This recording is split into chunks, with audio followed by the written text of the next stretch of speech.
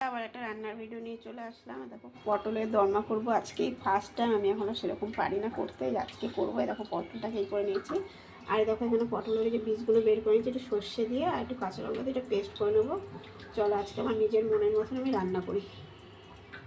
এই দেখো হয়ে গেছে। একা একা বন্ধুরা দেখো বলছি পার হবে কি না, নাহলে একটা ভরে নিয়ে পড়ে যাচ্ছে। সর্ষেটাকে একটু টেলে নিচ্ছি।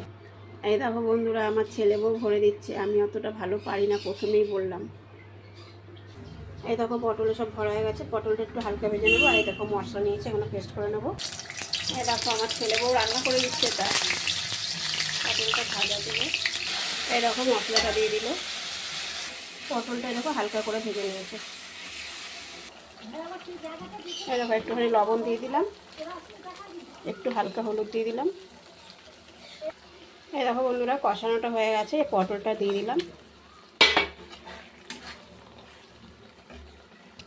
এই দেখো বন্ধুরা এবার একটু ঢেকে ঢেকে করবো, তারপরে এটা হয়ে যাবে। একটু ঢেকে দিলেই ভালো হবে। তারপর বন্ধুরা এটা রান্নাটা হয়ে গেছে। এই দেখো একটু চিনি দিয়ে দিলাম, খুব টেস্টি হয়েছে এটা খেতে। ঝোলটা টেস্ট করে দেখলাম, খুব সুন্দর হয়েছে।